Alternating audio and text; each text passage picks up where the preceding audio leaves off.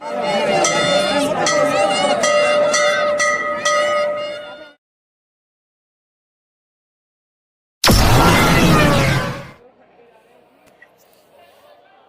भोले की। रात्रि विश्राम करने के बाद अगली सुबह हम निकल पड़े बाबा केदार के दर्शनों के लिए।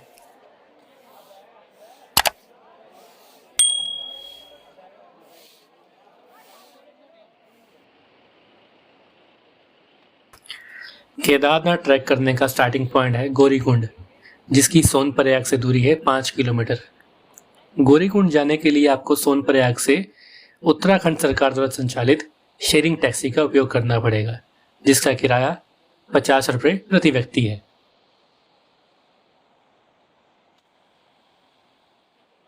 केदारनाथ यात्रा आप पैदल ट्रैक करके, घोड़ों या पिट्ठू द्वारा या फिर बाय एयर भी कर सकते हैं। यदि आप घोड़े, पिट्ठू या डोली जिसको बोलते हैं उसके द्वारा केदारनाथ यात्रा करना चाहते हैं, उसके लिए आप गौरीकुंड से पर्ची कटवा सकते हैं। केदारनाथ बाबा के दर्शन करने के लिए हेलीकॉप्टर सर्विस गुप्तकाशी, नारायण कोटी और फाटा से उपलब्ध है, जिनकी बुकिंग डिटेल्स आपको डिस्क्रिप्शन बॉक्स में दे दी गई है।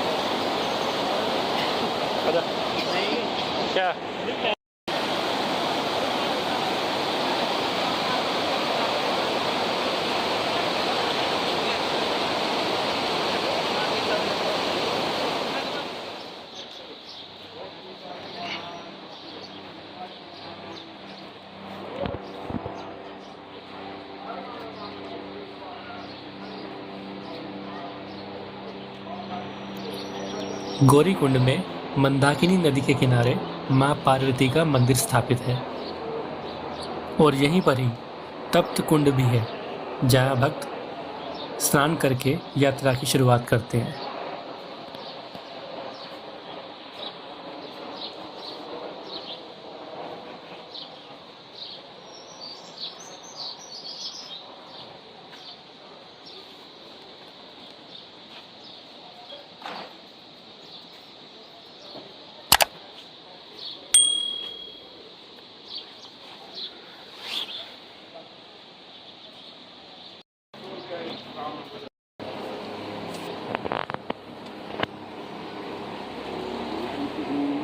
गजाननं भूत, ये गणेश हैं जी। गजाननं भूत, क्या ऐसे ही क्या कल्याण होगा, क्या काम करता है। 200 रुपये दिया है बहुत जी के कल्याण। चलो जो ठीक चलो जय हो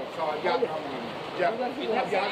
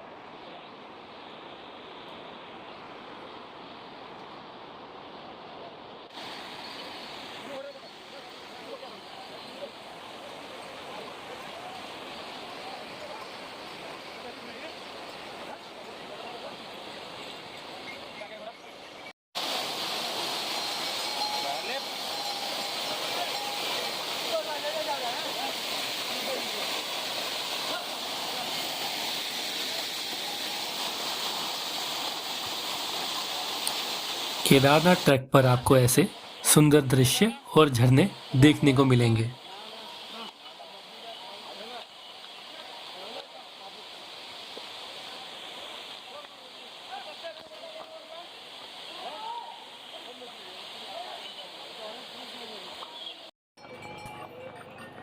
गौरीकुंड से अगला पड़ाव है जंगल चट्टी, जिसकी गौरीकुंड से दूरी है 3 किलोमीटर।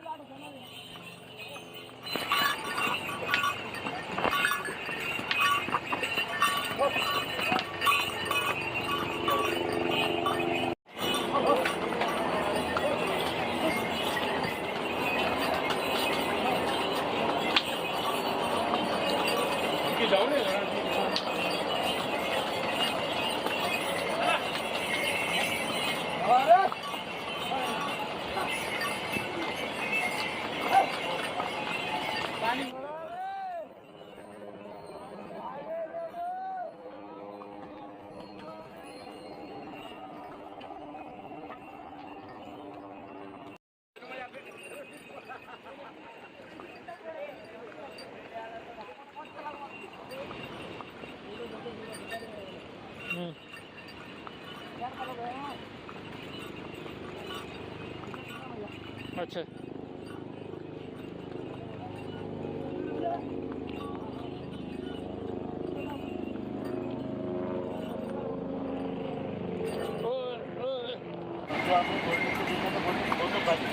आगे हो जाओ रे मौसी आगे।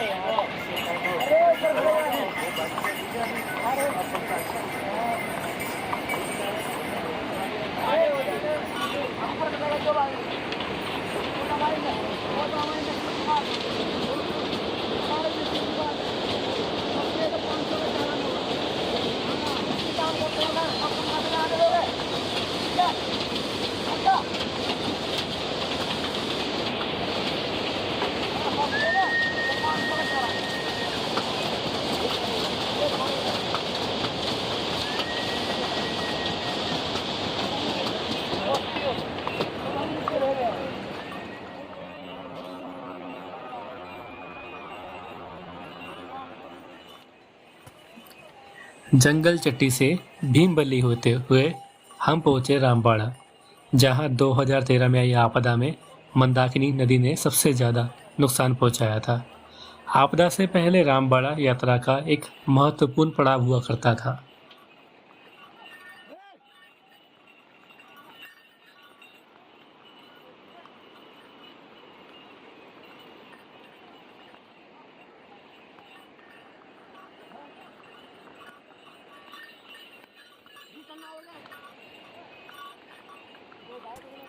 दोस्तों, यात्रा के दौरान आपको कुछ ज़रूरी चीज़ें अपने साथ रखनी चाहिए, जैसे गर्म कपड़े, रेनकोट और दवाइयाँ, क्योंकि हाई एल्टीट्यूड होने के कारण मौसम बहुत जल्दी बदलता है।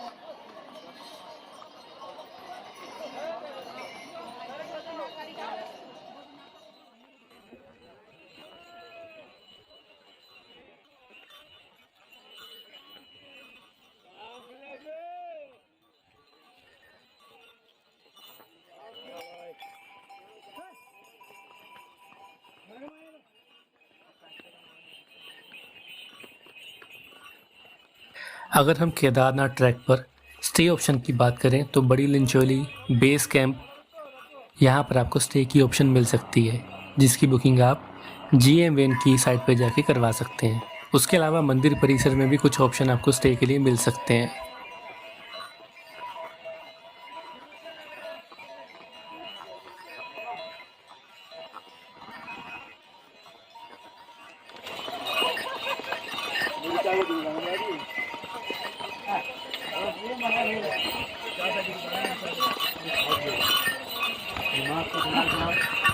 आपका नसीब अच्छा है, बारिश नहीं हुई, मौसम सही है। आप अच्छे फल तो आप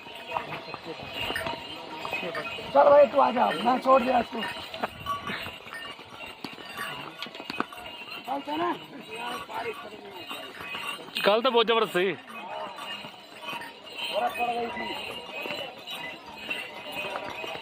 गौरीकुंड से जंगल चट्टी, भीमबल्ली, रामबाड़ा, छोटी लिंचोली, बड़ी लिंचोली होते हुए हम पहुंचे घोड़ा पड़ाव, जहां से केदारनाथ मंदिर की दूरी है 2 किलोमीटर।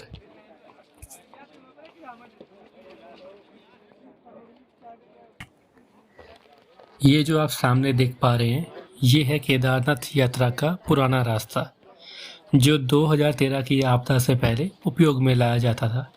लेकिन आप अब देख पा रहे हैं उस आपदा के कारण कैसे सारा का सारा वो रास्ता नष्ट हो चुका है।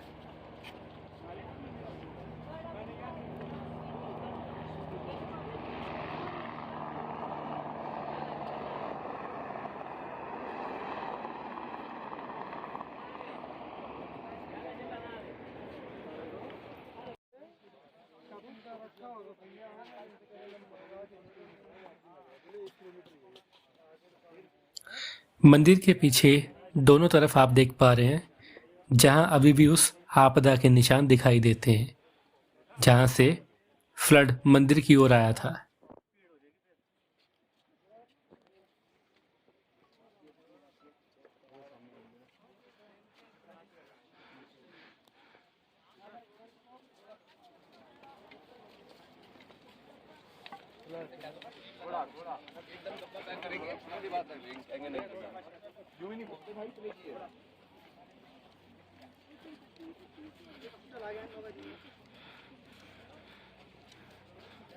बल्ले आंटी बल्ले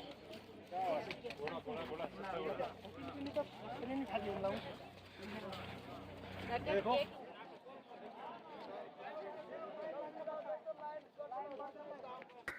मंदिर में दर्शनों के लिए जाने के लिए यहाँ पर आपको अपनी रजिस्ट्रेशन वेरीफाई करवानी पड़ेगी, जिसके बाद आपको दर्शनों के लिए टोकन दिया जाता है,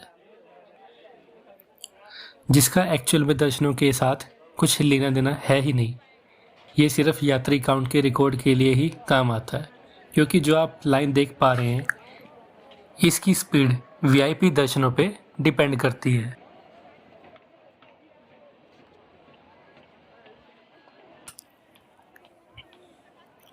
हम दर्शनों के लिए लाइन में लगे 11:30 बजे सुबह और हमारा नंबर आया लगभग 3 बजे।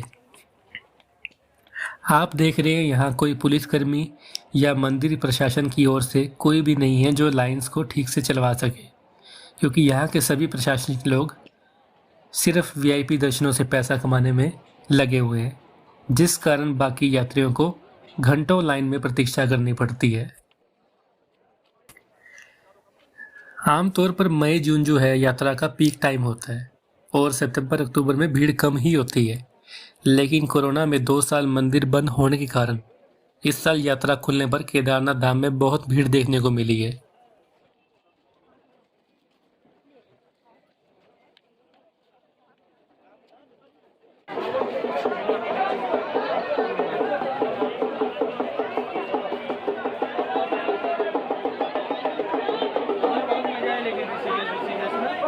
घूमने का समय होगा दोपहर से सिटी नहीं है भाषण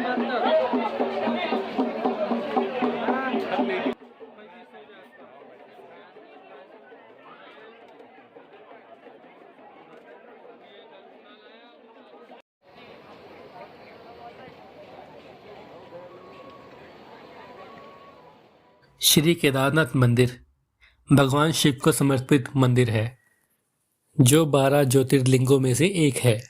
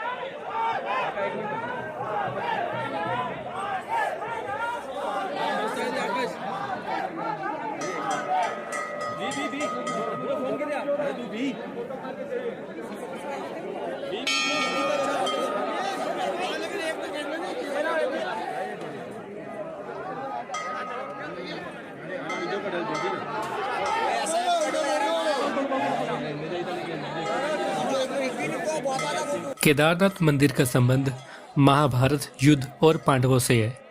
कहा जाता है कि कुरुक्षेत्र युद्ध के बाद जब पांडवों को अपनी भाइयों और संबंधियों की हत्या पर आत्मग्लानि होने पर पश्चाताप करने के लिए भगवान शिव के दर्शन करने चाहे, पर भगवान शिव पांडवों से रुष्ट होने के कारण पांडवों को दर्शन नहीं देना चाहते थे। पांडव जब भगवान शिव को ढूंढते ढूंढते केदारनाथ क्षेत्र में पहुंचे, तब भगवान शिव भैंसे का रूप धारण करके अन्य पशुओं के झुंड में जाके छुप गए, ताकि पांडव उनको पहचान ना पाए। पर पांडवों को जब पशुओं के झुंड पर डाउट हुआ, तब युधिष्ठिर के कहने पर भीम अपना आकार बड़ा करके 2 पहाड़ों के ऊपर खड़े हो गए। बाकी पशु डर के भागते हुए 2 पहाड़ों के ऊपर खड़े भीम के नीचे से निकलने लगे, पर एक भैंसे ने ऐसा नहीं किया, जिससे भीम के शक को और बल मिला और भीम ने उस भैंसे को पूरी शक्ति से झपट लिया। लेकिन भीम से बचने के लिए उस भैंसे ने जमीन में धंसना शुरू कर दिया। पर भीम की शक्ति के कारण उस भैंसे ने अपना कुबड़ वहीं छोड़ दिया, जिसकी आज केदारनाथ मंदिर में पूजा की जाती है। और यहीं पर ही पांडवों की इच्छा शक्ति से प्रसन्न होकर भगवान शिव ने पांडवों को दर्शन देकर उनको उनकी आत्मग्लानि और पाप से मुक्ति दी। और यहीं पर ही केदारनाथ मंदिर की स्थापना हुई। माना जाता है कि जब भगवान शंकर भैंसे के रूप में धरती में अंतर्ध्यान हुए तो उनके धड़ का ऊपरी भाग पशुपतिनाथ मंदिर काठमांडू में, शिव की भुजाएं तुंगनाथ में, मुख रुद्रनाथ में, नाभि मदमहेश्वर में और जटाएं कल्पेश्वर में प्रकट हुई। इसलिए इन चारों स्थानों सहित श्री केदारनाथ को पंच केदार भी कहा जाता है।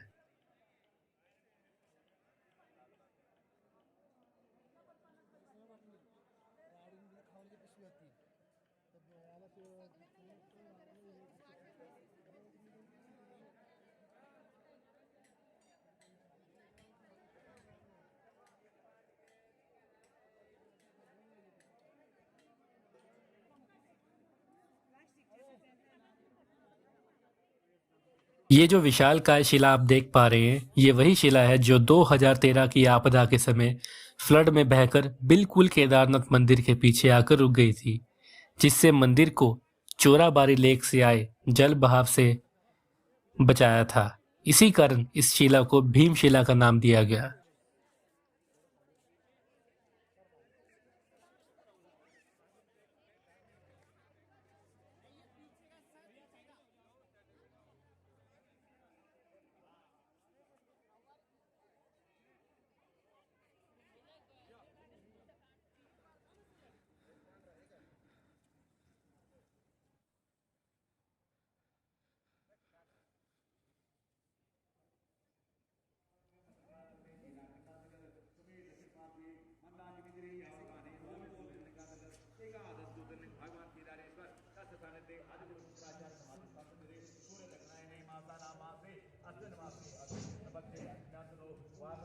और अब चलते हैं आदि गुरु शंकराचार्य की समाधि स्थल पे, जिन्होंने 8वीं शताब्दी में केदारनाथ मंदिर का जीर्णोद्धार करवाया था।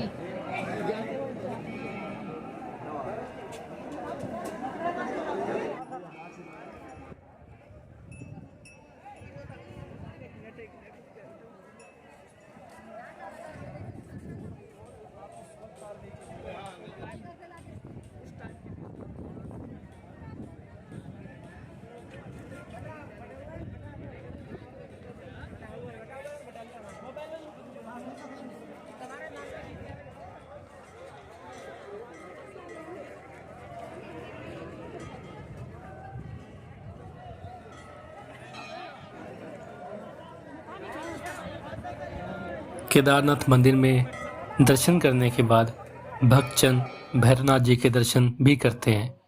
भैरवनाथ की दूरी केदारनाथ मंदिर से 1.5 किलोमीटर है।